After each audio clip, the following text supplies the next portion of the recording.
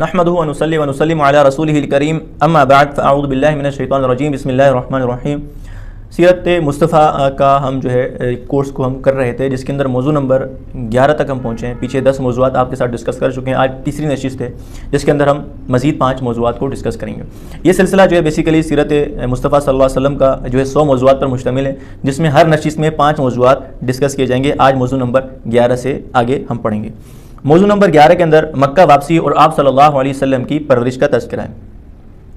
آپ صلی اللہ علیہ وسلم جو ہے 4 یا 5 سال کی عمر میں بنو سعد سے واپس مکہ تشریف لائے، اور اس کی میں نے وجہ بتائی تھی کہ وہاں پر یہ شق صدر والا معاملہ جب درپیش ہوا تو حضرت حلیمہ سعدیہ اور ان کے شوہر کو یہ خطرہ لاحق ہوا کہ کہیں دوبارہ محمد کو جو ہے وہ نقصان نہ پہنچ جائے، لہٰذا ان کو ان کے والدین کے سپرد کر دینا چاہیے۔ تو انہوں نے پھر یہی جو ہے سوچا کہ ان کو واپس مکہ لے جایا جائے۔ تو آپ صلی اللہ علیہ وسلم کی عمر مبارک اس کا 4 یا 5 برس کی تھی کہ بنو سعد سے واپس مکہ آپ صلی اللہ علیہ وسلم تشریف لے آئے۔ آپ صلی اللہ علیہ وسلم کے جو والد وہ تو آپ صلی اللہ علیہ وسلم کی پیدائش سے پہلے ہی رحلت فرما چکے تھے، تو آپ صلی اللہ علیہ وسلم جو ہے وہ اپنی والدہ کے زیر سایہ پرورش پانے لگے۔ ابھی آپ صلی اللہ علیہ وسلم کی عمر مبارک 6 برس ہی تھی کہ آپ کی والدہ حضرت آمنہ کا بھی انتقال ہو گیا۔ تو پھر آپ نے اپنے دادا حضرت عبد المطلب کے زیر نگرانی جو ہے پرورش حاصل کی، اور انہوں نے ان کی کفالت کی۔ اور دادا بھی جو ہے تقریباً 8 سال کی عمر آپ صلی اللہ علیہ وسلم کی تھی تو دادا بھی رحلت فرما گئے، یعنی تقریباً 2 سال کا عرصہ دادا نے ان کی پرورش کی۔ اور پھر جو ہے آپ صلی اللہ علیہ وسلم کے جو چچا ہیں حضرت ابو طالب، انہوں نے جو ہے آپ صلی اللہ علیہ وسلم کی پرورش کی۔ تو یہ ایک سلسلہ تھا جو میں نے آپ کے سامنے سرسری طور پر، تاکہ آپ کے سامنے کچھ خاکہ ذہن میں آ جائے کہ پہلے کنہوں نے پرورش کی اور اس کے بعد کن کن حضرات نے جو ہے اللہ کے نبی صلی اللہ علیہ وسلم کی پرورش کی تھی۔ یہ موضوع نمبر 11 کے اندر تذکرہ تھا۔ اب آتے ہیں موضوع نمبر 12 کی طرف، کہ جس میں آپ صلی اللہ علیہ وسلم کے پیشے کا تذکرہ ہے کہ اللہ کے نبی صلی اللہ علیہ وسلم کا پیشہ کیا تھا۔ آپ صلی اللہ علیہ وسلم جو ہے وہ 2 طرح کے پیشوں سے منسلک تھے۔ پہلا تو یہ کہ بکریاں چرایا کرتے تھے، جیسا کہ اللہ کے نبی صلی اللہ علیہ وسلم کی حدیث ہے کہ صحیح بخاری کی حدیث ہے کہ عن ابی ہریرہ رضی اللہ تعالی عنہ عن النبی صلی اللہ علیہ وسلم ما بعث اللہ نبیا الا رعى الغنم فقال اصحابه وانت فقال نعم كنت ارعاها على قراريط اہل مکہ۔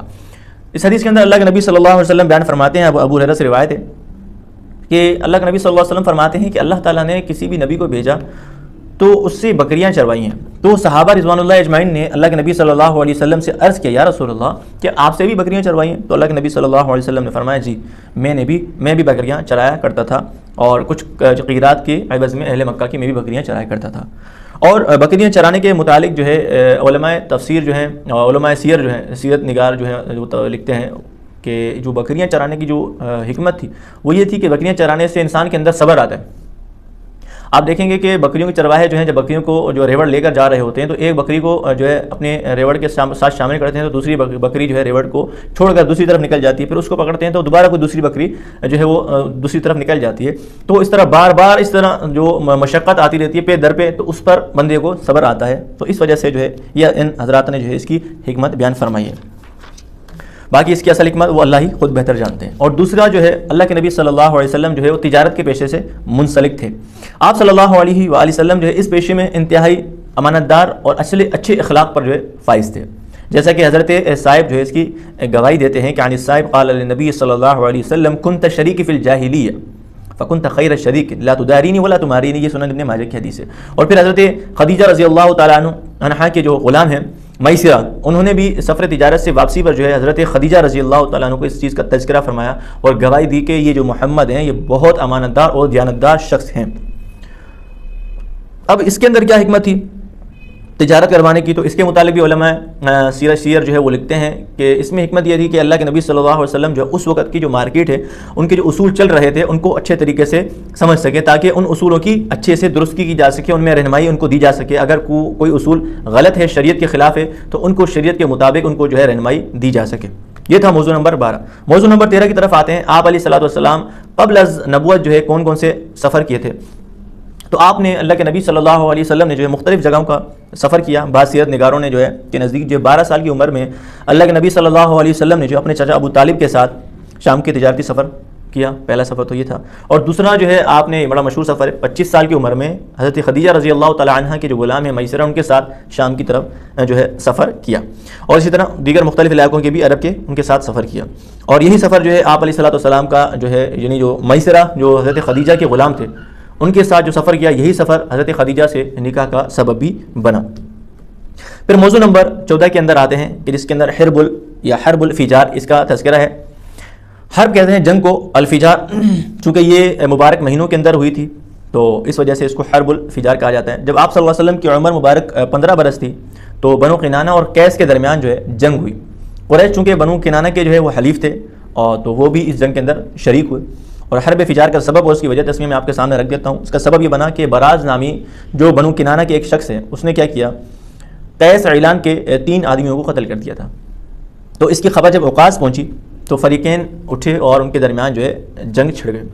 اور اس کی وجہ تسمیہ یہ ہے کہ اس کا نام حرب الفجار کیوں رکھا جاتا ہے، میں نے ابھی بھی تذکرہ کیا. اسے حرب فجار اس لیے کہتے ہیں کہ اس میں جو حرام مہینے ہیں اس کی حرمت کیا کی گئی. آپ کو پتہ ہے ذی الحجہ، ذی القعدہ، تو یہ جو مہینے ہیں ان کی اندر جو ہے جنگ کرنے کو یہ عرب لوگ خود بھی حرام سمجھتے تھے، اچھا نہیں سمجھتے تھے. تو چونکہ یہ جنگ انہی مہینوں کے اندر ہوئی ہے تو لہٰذا اس جنگ کا نام ہی حرب الفجار رکھا گیا ہے. اور یہ سیرت ابن ہشام کے اندر یہ ساری چیزیں تفصیلاً موجود ہیں. اب آتے ہیں موضوع نمبر 15 کی طرف، جو آج کا موضوع ہے، آخری موضوع ہے. وہ ہے آپ علیہ الصلوۃ والسلام کی شادی اور آپ صلی اللہ علیہ وسلم کی اولاد. جب آپ علیہ الصلوۃ والسلام 25 سال کے ہوئے تو اللہ کے نبی صلی اللہ علیہ وسلم کی جو ہے جو عرب کی معزز ترین خاتون تھیں حضرت خدیجہ رضی اللہ تعالی عنہ، ان سے اللہ کے نبی صلی اللہ علیہ وسلم کا نکاح ہوا. اور حضرت خدیجہ جو ہیں یہ آپ صلی اللہ علیہ وسلم کی پہلی زوجہ محترمہ تھی، اور ان کی وفات تک آپ علیہ الصلوۃ والسلام نے دوسرا کوئی نکاح نہیں کیا. اور جب نکاح ہوا تو آپ علیہ الصلوۃ والسلام کی عمر مبارک 25 سال تھی اور حضرت خدیجہ رضی اللہ تعالیٰ عنہ ان کی عمر مبارک 40 سال کی تھی. اور اولاد جو ہے اللہ نے آپ علیہ الصلوۃ والسلام کو بیٹے ابراہیم کے علاوہ تمام اولاد جو ہے وہ انہی سے حضرت خدیجہ رضی اللہ تعالیٰ عنہ سے جو ہے عطا فرمائی تھی. اور بڑے بیٹے قاسم بھی، اور انہی سے آپ علیہ الصلوۃ والسلام کی کنیت بھی ابو القاسم ہوئی. اور ان کے بعد جو ہے بیٹی زینب ہیں اور بیٹی رقیہ ہیں اور بیٹی جو ہے ام کلثوم ہیں اور پھر بیٹی فاطمہ ہیں اور بیٹا عبداللہ رضی اللہ عنہم اجمعین. یہ ان کی آپ علیہ السلام کی اولاد میں سے. یہ موضوع 5 موضوعات جو آج کی نشست میں آپ کے سامنے ذکر کیے. اسی طریقے سے انشاءاللہ آگے بھی 5 کر کے موضوعات ہم پڑھیں گے. اور آپ حضرات سے گزارش ہے کہ کوشش کریں کہ ان نشستوں کو تھوڑا سا وقت نکالیں، 10 سے 15 منٹ اللہ کے نبی صلی اللہ علیہ وسلم کی زندگی کو سیکھنے پر لگائیں، تاکہ ہمیں ہمارے پیارے نبی صلی اللہ علیہ وسلم کی زندگی سے آگاہی ملے اور ان کی زندگی کا پتہ چلے، تاکہ ہمیں ان سے محبت اور زیادہ ہو سکے اور ہم ان کے مطابق زندگی گزار سکیں. اللہ تعالیٰ سے دعا اللہ پاک عمل کی توفیق نصیب فرمائے. وآخر دعوانا ان الحمد للہ رب العالمین.